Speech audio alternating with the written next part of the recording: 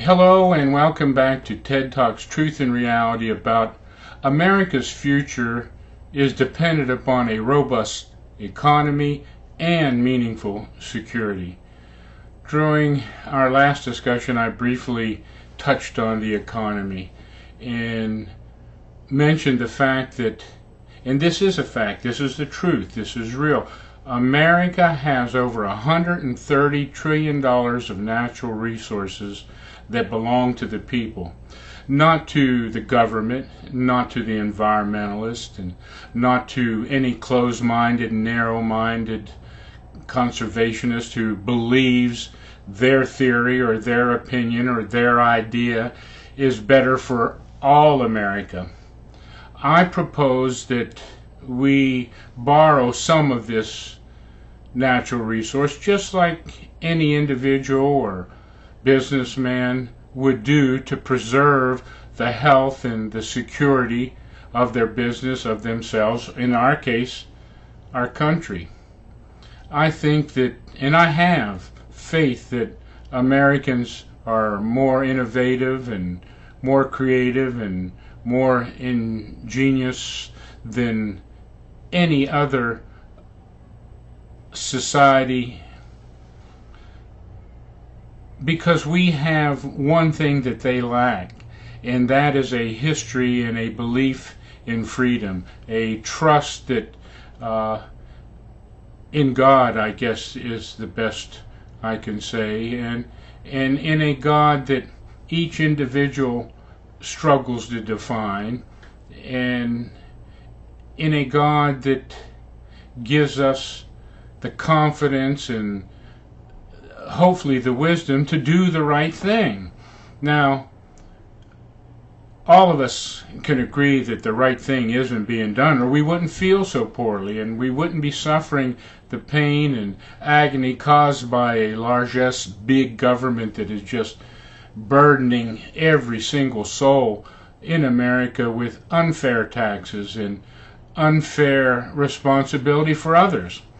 Our motto should be, just as it was when our forefathers came to this great country, be self-reliant, be self-responsible, take care of yourself, take care of your family, take care of your friends, take care of your community first, and then hopefully create a government that will form a protective umbrella that will offer you the security and protect your freedom to do those things I just mentioned. But sadly, over the last 50-odd years, our government has evolved into a giant sponge, sucking away our freedom, sucking away our money, sucking away our independence, sucking away our imagination, sucking away our curiosity and our innovation.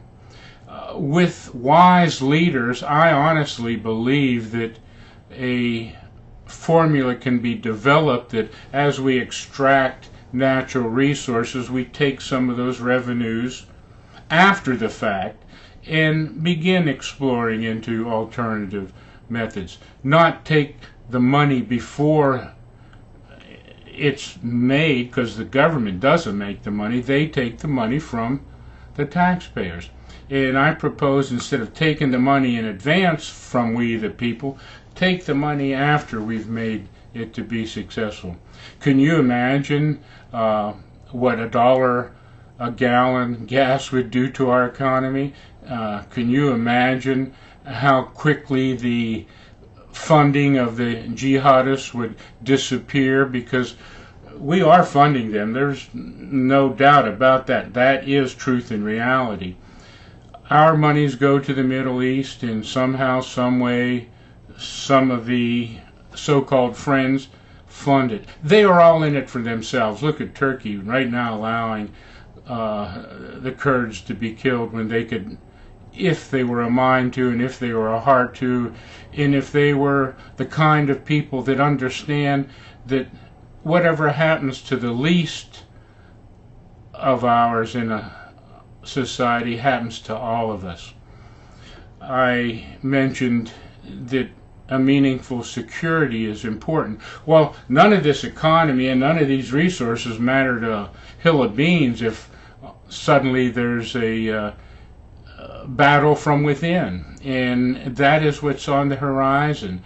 These crazy jihadi extremists, they say it and then they do it. That's the stupid thing about Americans.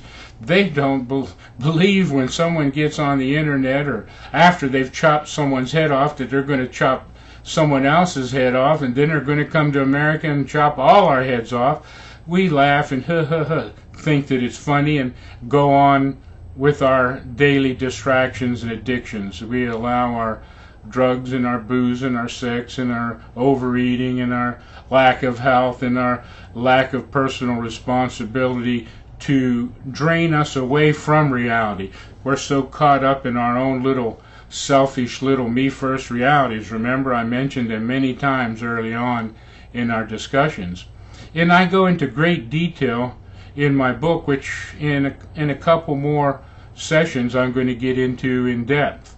But right now, the economy and our security are our utmost and foremost responsibility, because it could very soon be disrupted. Just look what happened with this scare of Ebola. I mean, everybody, every minute of the day in the news, what if, what if, what if, what if, what if, what if. What if isn't reality right now. What is. We see what's happening. Responsible people can make responsible decisions. I think that umbrella should form, and we should put protective, preventative measures at the source. I know the president sent over a bunch of military men, and I pray that nothing happens to any of those. And we're trying to stop this disease in its track. I think that if it got within the country, it could destroy us. Now, how could it get here? Oh, you'll say, well, if they put up this protective barrier.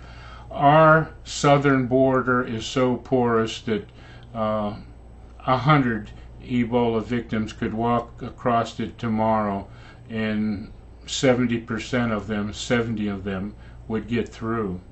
That's scary. That's more scary than the war on women, or the war on the hourly wage, or the war on the environment, or even the war on the climate. I mean, everyone has an opinion on that. However, for some reason, we can't agree upon a secure border. If I can imagine that if I was a crazy-ass terrorist, I could figure out a way to get anything across our border. Trust me, it happens every single day. However, our officials in Washington, D.C. don't even listen to their own border guards who are there on the front line and who are fighting the battle, trying to keep us secure and protected. But it falls on deaf ears when it gets to Washington, D.C., because it's more important to get reelected or elected than it is to be truthful and honest and transparent and open. I don't know why, but, well, yes, I do. I wrote about that. I forgot. I do know why. It's that selfism that I discussed throughout this series of talks. And I also want to mention one final thing about the economy and how I know putting our natural resources to use would build highways and bridges and new electrical systems and new railroads, because I saw it happen. Remember, I mentioned that I came from a coal mining, steel mill, factory-based environment. I come from Ohio Valley. Couldn't be more industrial than what I grew up. We had coal mines all around us, steel mills all around us, foundries all around us, and there was a great deal of pollution. All the houses were gray. You And you can wash your clothes on Sunday when the furnaces weren't running, and sometimes one would blow up and cinders would fly all over, and the Ohio River was so filthy dirty that if you fell in it you knew you were going to die. And now they're catching fish. And a lot of that progress came about through smart, wise decisions, not pushing something down our throats. Now, also, that area became so devastated, and the disintegration of the family and drugs and crime just jumped in to replace the wholesome environment that I grew up in. And I talk a lot about this in the book, so you can get greater detail in it. But over the last 2 or 3 years, the gas found through fracking and the oil that they've discovered in that area, they discovered some of the purest sweet crude ever found right near my hometown. And the town overnight became a boom town, just like North Dakota. The jobs went from unemployment to $80,000 average. The old factories and the old steel mills have been torn down and replaced with vibrant storage facilities, and all the old dilapidated hotels, motels have all been unboarded and refurbished and furnishing a home for the influx of people who are coming from other destitute areas. And my cousin says that you just can't believe. He tells me old Grimes was driving an Escalade, and he was driving an old tractor the last time you saw him. And these families that were hard-working farmers are now getting paid. My school, they're paying them almost $600,000 a year for the property mineral rights. And the area is flourishing once again. Now I can envision that happening across America if we would unleash and unbridle our geniuses in our free enterprise, because I do believe free enterprise means capitalizing on those assets that you have available. Just like a football team or a baseball team or any sports team, you capitalize on your best assets and you use them wisely. Our government officials are not. And I intend to bring this up a little more in my next discussion, but I promised you I was going to try and begin to be as brief as possible, because as I said before, I can talk an hour. But I'm deciding now that maybe I should talk, because I might talk an hour. And invite you back for Sunday discussion. And until then, Godspeed.